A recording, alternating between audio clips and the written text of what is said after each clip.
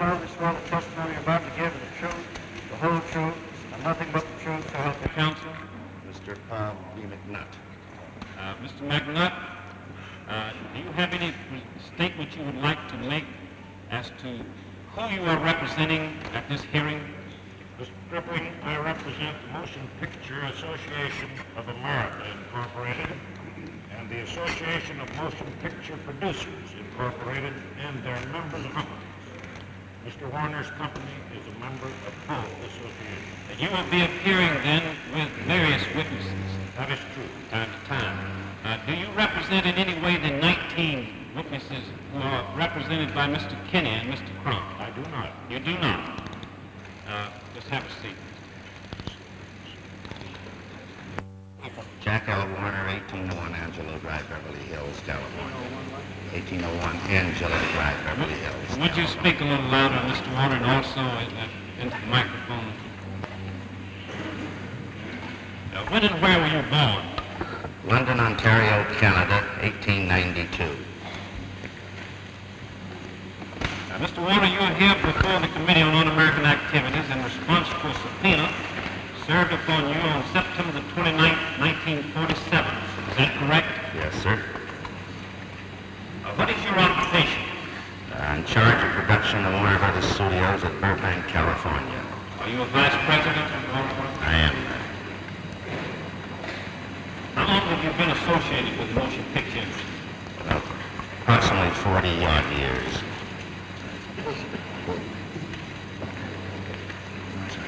One of the large studios. I don't go along with the word major.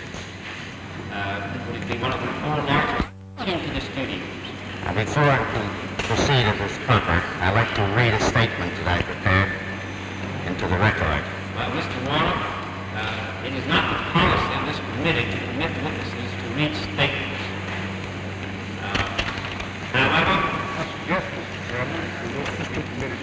However, I read this statement in Los Angeles. May I have it? It was the same statement you read out in Los Somewhat Angeles. similar to a degree or more or May I less. just see the statement, please? Yes, sir.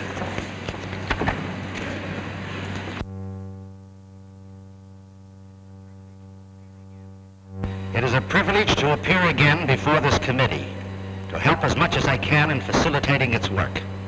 I am happy to speak openly and honestly in an inquiry which has for its purpose the reaffirmation of American ideals and democratic processes. As last May, when I appeared before a subcommittee of this group in Los Angeles, my testimony is based on personal opinions, impressions, and beliefs created by the things I have heard, read, and seen. It is given freely and voluntarily. Our American way of life is under attack from without and from within our national borders. I believe it is the duty of each loyal American to resist those attacks and defeat them. Freedom is a precious thing. Counter policies used by Hitler and his counterparts. It is my firm conviction that the free American screen has taken its rightful place with the free American press in the first line of defense. Ideological termites have burrowed into many American industries, organizations, and societies. Wherever they may be, I say let us dig them out and get rid of them. My brothers and I will be happy to subscribe generously to a pest removal fund. We are willing to establish such a fund to ship to Russia the people who don't like our American system of government and prefer the communistic system to ours. With all the vision at my command, I scrutinize the planning and production of our motion pictures. It is my firm belief that there is not a Warner Brothers picture that can fairly be judged to be hostile to our country or communistic in tone or purpose. We rely upon a deep-rooted, pervading respect for our country's principles. One of those American principles is the right to gripe and criticize in the effort to improve. That right to gripe is not enjoyed under communistic dictatorships. To surrender that privilege under pressure would betray our American standards. Freedom of expression, however, does not, under our Constitution and laws, include a license to destroy. Fascists had infiltrated into your studios. I said in Los Angeles on May 16th, I believe, or 15th rather, that I have never seen a communist. And I wouldn't know if I saw one. In reference to fascists, I've seen them. Not in America, I mean in Europe. Therefore, I don't know if anyone is a fascist that worked in the studios or not. Or a communist, rather, or both. Well, now, I have here before me, Mr. Warner, your testimony. The following question was asked you, Mr. Strickland. Mr. Warner, since you've been in Hollywood, has there ever been a period during which you considered that the communists had infiltrated into your studios? Mr. Warner, yes. Do you mean by huge numbers of what? Mr. Strickland, in any degree. Mr. Warner, yes, there has been a period. Mr. Strickland, when was that? Mr. Warner, chiefly I would say starting about 1936 or 1937. That is the first time I started to notice that type of writing coming into our scenarios. It is being put into scripts to this day in one form or another. In your studio, Mr. Warner. In our studio and every studio, yes. Now, that is your testimony, Mr. Warner. Yeah, but that wasn't your question, if you don't mind me saying. You asked me if there were any communists in the industry. If you referred directly to our studio, I'd like to answer it along the same lines as I've answered in Los Angeles. Yes, sir. Well, what is your answer? It's the same as then. Well, what is it? Well, the answer is that there are people with un-American leanings who have been writing, mostly in the writing division, that have been writing types of what I personally term un-American doctrines, for the want of a better word. Then you admit that there are or were communists or communist sympathizers in your own industry. I don't know if they're communist sympathizers. I know they're un-American in their method. In your studio, you mean? In our studio, I think that's right. Well, how do you mean un-American because they are communists, or un-American because they're fascists? No, un-American because they endeavor to put certain things into scripts that, in my personal opinion, is un-American, and it's my business to see that it doesn't get in. If it eventually does creep in, I cut it out. Well, there's very little difference, so whether a person is a communist or a fascist, so long as he's un-American. Isn't that true? I am not qualified to answer But that. you admit, though, there are some people in your studio that are un-American. Yes, I admit Go that. ahead. Mr. Warner, I admit it through the process of which I just stated, and the method of writing their scenario in the scripts. There are other activities I know nothing about. as I understand your testimony, Mr. Warner, the testimony that you gave in Los Angeles. As I said, again, I'm referring to my statement or testimony, I cannot agree that they endeavored to put in any communist propaganda. That I said in my statements, and I'm sure you'll find it throughout. Well, I Mr. say it again. Warner, would you prefer that we proceed this way? I'll read your testimony, and you can, When I say these people are communists, as I said before, it is from hearsay. Don't you think it'd be very foolish for a communist or a communist sympathizer to attempt to write a script advocating the overthrow of the government by force and violence? You wish me to answer that as a motion picture executive or as an American? Well, either one. It makes no difference. You're both.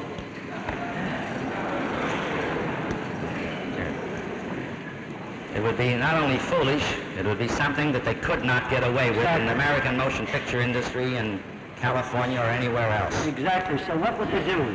They'd put in slanted lines, wouldn't they, wherever they could? And that's what you've been trying to keep out. That's correct.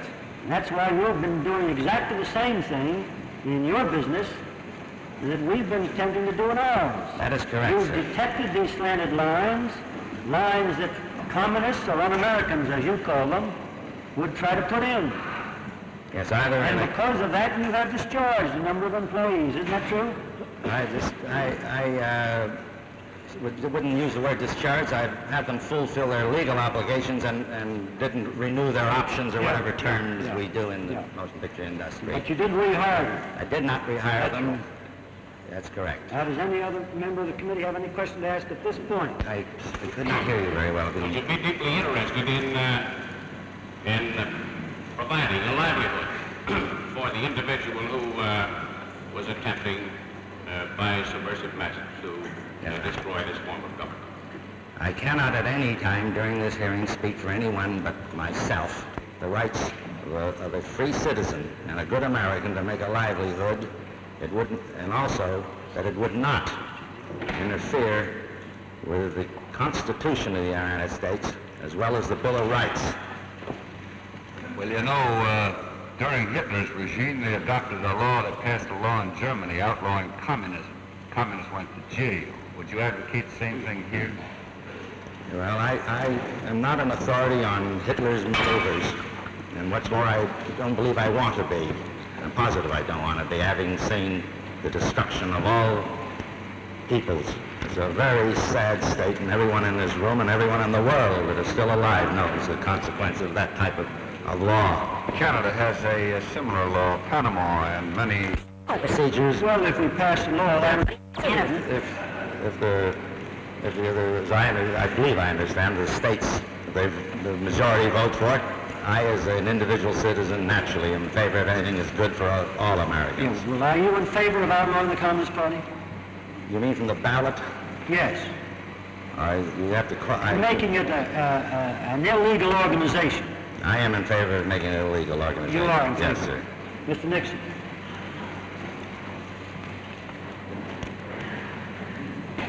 Make any kind of America on that score. I deduct my own individual deductions that everything is censored and you can't do anything you want to do by yourself. In other words, from what you have read in the press, which is free in America, the situation in communist Russia today is the same as it was in Nazi Germany insofar as a free screen or free press or free speech is concerned. No, I can't say that I know that. I don't know it. Having not been there, and I really don't know just how they control it. I do know what Hitler and Mussolini did, but I don't know what the Russian government is doing. Then you think that it's possible that in Russia today they do have a free screen and a free press. You question the statements that have been made in the American press to the contrary, do you? I question that they have anything free there from what I've read in all the American newspapers. I see. That's about Then, as far as you are concerned, with your vital interest in the free press and the free screen and in maintaining that in America, you believe that it would be essential that we not have in the United States a form of government, a totalitarian form of government, be it Nazi or fascist or communist, which would, when it came into power, immediately deny free press and free speech and free screen. I definitely am averse to it with all my strength, and I will oppose it with all my strength because, to my recollection, that is the first thing that Hitler did was remove the press. As a matter of fact, credit is given to Goering for taking over the important German Berlin newspaper, and Hitler's always had one. Goebbels had his in, I know the town, I don't think it's Munich, one of those German cities. And next thing they did, or equally along, parallel, the removing of the motion picture, everybody out. No one could make pictures but the Nazis under their direction. That's the history, that I know. And that's one of the reasons that Warner Brothers, before the war, and even during the early years of the war, made so many effective pictures describing what was happening in fascist Germany and to a less extent in totalitarian Italy. And also, yes, exactly why we did. Because you were interested in maintaining a free system here and you didn't want to see that sort of thing come over here. Definitely, and in addition to that, we produced a film called A Confessions of a Nazi Spy that we endeavored as free, on a free screen by free men to awaken the democracies of not only America, but I will say England and others, of this terrible menace that faced them. I make it go to Europe once or twice a year, and I hear things in general, and I heard very well in 1936 and 7, and that was my last trip, 37. And that's the reason for making the film. Yes, that's our... And you made those films because you... Not only in America, but in other civilized portions of the world where men can be free men. And consequently, I am against, I am for everything that you said. So you agree with that statement? I agree wholeheartedly, and the statement was a little long, and it was I a very can good understand statement. your- It's a statement of a real American. Mr. Warner, I hope some of these other producers can speak so well for some of their pictures. Up to them. But you can find in these pictures, gentlemen, pictures like Gimme Liberty, Man Without a Country, The Romance of Louisiana, also the Bill of Rights, Lincoln in the White House, the Declaration of Independence, Teddy the Rough Rider, Service with Colors, Old Hickory Monroe Doctrine, A Flag of Humanity, and a good one to see quickly is March on America.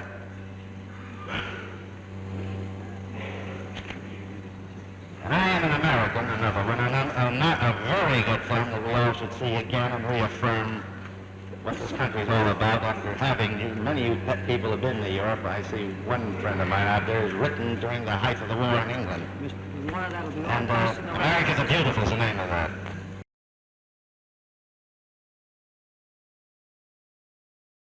point out to the American people the dangers of totalitarian communism as well as fascism. Yes, we stand, in addition, without reciting too many, there's one film we made several years ago that called The Black Legion. It was an actual fact story that we produced and caused quite a furor, down to many threats upon lives and whatnot. And we will certainly continue, as long as we're in the motion picture industry, to aid this great country of the United States and with every ounce of energy that we possess. I speak for my brothers and myself. Thank you very much, Mr. Wilkins. Mr. Wood. Pages of a New York newspaper, starting the day following Pearl Harbor, December 8, 1941, right up to December 30, 1942, which gives a very vivid and history of the process of the war by the Russians. How many pages are there, Mr. I'm not going to read them. No, how many are there? There's about 25, just newspaper. Is that the chronological statement which you gave to the committee? It is to one degree or other, and I have a copy of the chronological statement too. I'll give you another one if you want. But this tells a story of Russia's distress, Russia getting beaten, We'll be pleased to Singapore accept those as surrenders, exhibits. and ABCDFGA Go ahead. history. Go ahead. Now, Mr. Warner, Howard Koch wrote the script for Mission to Moscow, did he not? He wrote it, yes he did. Was Howard Koch one of those writers who you subsequently dismissed? Or who... I didn't dismiss, let's get it correct. I never dismissed anyone for All his right. activity. His contract expired and I let him go. Only we didn't renew his contract. you haven't employed him since? We didn't make a new deal with him. Now- A deal, rather. When the picture Mission to Moscow was made, were you aware that there were certain historical events which were erroneously portrayed in the picture? I stated the only historical events that I know by claim of many people in press and public in general are the trials of the purge, or whatever they call it. No, we made the film to aid in the war effort, which I Whether it believe was I true stated. or whether it was true or not, As far as I was concerned, I considered it true to the extent of written in Mr. Davies' book. well, do you suppose that your picture influenced the people who saw it in this country? The millions of people who saw In it? my opinion, I can't see how it would influence anyone. We were at war. When you're in a fight, you don't ask who the fellow is that's helping you. Well, due to the present conditions of the international situation, don't you think it was rather dangerous to bring about such a disillusionment as was sought in that picture? Well, I can't understand why you ask me that question. It's the present conditions. How did I know, or you, or anyone else know in 1942 what the conditions were going to be in 1947? So I stated in my testimony and our reason for making the picture to aid the war effort, anticipating what would happen. Well, I don't see that it's aiding the war effort, Mr. Warner, with the cooperation of Mr. Davies or with the approval of the government to make a picture which is a fraud in fact. I want to correct you very vehemently. There is no cooperation of the government You stated it was. I never stated the government cooperated in the making of it. If I did, I stand corrected, and I know I didn't. And you can't be more courageous to help a war effort than we did. Certainly there's inaccuracies in everything. I've seen 1 million books, using a big term, and there's been accuracies in the text. It is corrected. There can be inaccuracies in anything, especially in the art of a creative one. And I said we condensed the trials, which even, as I heard you read, the author of this book so said. We can't fight dictatorships by borrowing dictatorial methods, nor can we defend freedom by curtailing liberties. But we can attack with a free press and a free screen. Subversive germs breed in dark corners. Let's get light into those corners. That, I believe, is the purpose of this hearing, and I'm happy to have had the opportunity to testify. Again,